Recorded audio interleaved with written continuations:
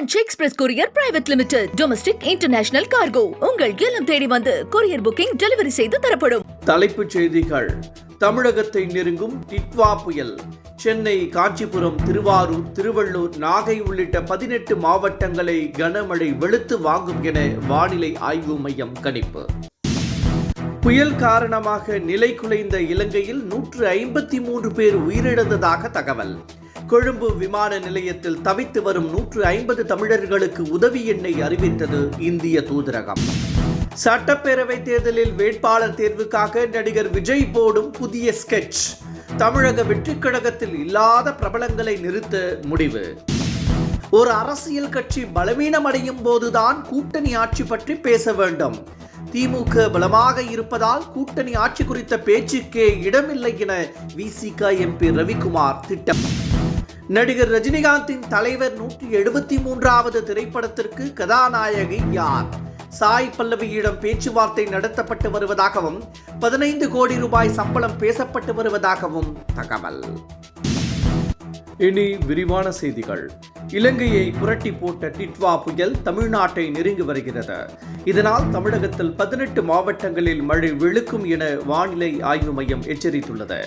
சென்னை, செங்கல்பட்டு, காஞ்சிபுரம், திருவள்ளூர், நாகை, திருவண்ணாமலை, விழுப்புரம், அரியலூர், மயிலாடுதுறை, பெரம்பலூர், கடலூர் உள்ளிட்ட மாவட்டங்களில் கனமழை பெய்யக்கூடும் என கணிக்கப்பட்டுள்ளது.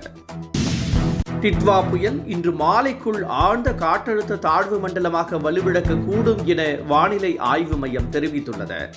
சென்னைக்கு நெருக்கமாக புயல் வரும்போது மேலும் வலுவிழந்து தாழ்வு மண்டலமாக மாறக்கூடும் என்றும் தெரிவிக்கப்பட்டுள்ளது. மேலும் புயலின் மையப்பகுதியில் கடலில் இருந்தாலும் அதன் வெளிப்புற சுற்று தமிழ்நாட்டின் வட கடலோர மாவட்டங்கள் மீது நிலவுவதால் கனமழை வெளுத்து வாங்கும் என எச்சரிக்கப்பட்டுள்ளது. ஒரு கட்சி வலுவிழக்கும் போதுதான் கூட்டணி ஆட்சி மற்றும் ஆட்சியில் பங்கு குறித்து பேச முடியும் என விசிக எம்பி ரவிக்குமார் கூறியுள்ளார். ஆட்சியிலும் பங்கு, அதிகாரத்திலும் பங்கு என எழுந்துள்ள கோரிக்கைக்கு அவர் பதிலளித்துள்ளார். திமுக தற்போது பலமாக இருப்பதால் ஆட்சியில் பங்கு, அதிகாரத்தில் பங்கு என்ற கேள்விக்கு இடமில்லை என்றும் ரவிக்குமார் தெரிவித்துள்ளார். இலங்கையை புயல் புரட்டி போட்ட நிலையில் இதுவரை 153 பேர் உயிரிழந்ததாக தகவல் வெளியாகியுள்ளது.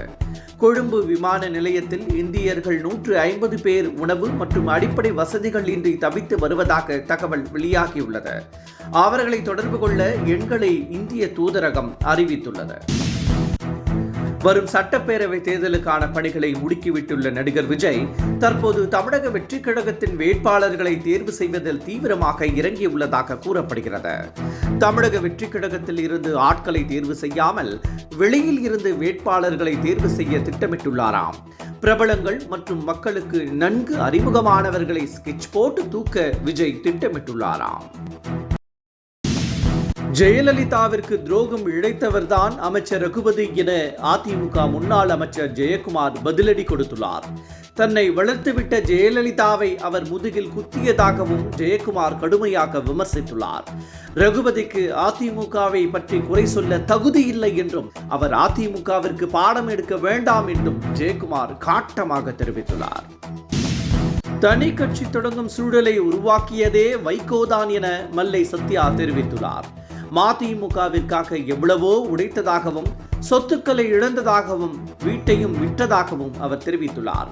தற்போது பட்டா கூட இல்லாத வீட்டில் வாழும் அவல நிலை உள்ளதாகவும் குறிப்பிட்டுள்ளார். ஆனால் தான் பெருமளவு சொத்து சேர்த்ததாக வைகோவும் துரை வைகோவும் எப்படி மனசாட்சியின்றி கூறுகிறார்கள் என்றும் மல்லை சத்யா கேள்வி எழுப்பியுள்ளார். நடிகர் ரஜினிகாந்த் நடிக்க உள்ள தலைவர் 173வது திரைப்படத்தின் கதாநாயகி யார் என்ற கேள்வி தற்போது எழுந்துள்ளது. இதற்காக வெவ்வேறு நடிகைகளின் பெயர்கள் அடிபட்ட நிலையில் தற்போது சாய் பல்லவியின் பெயர் பலமாக பேசப்படுகிறது. இது குறித்து சாய் பல்லவியிடம் பேசப்பட்டதாகவும் 15 கோடி ரூபாய் வரை சம்பளம் பேசப்படுவதாகவும் தகவல் வெளியாகியுள்ளது. இதன் மூலம் தற்போதுள்ள முன்னணி நடிகைகளை சாய் பல்லவி மிஞ்ச உள்ளதாக கூறப்படுகிறது.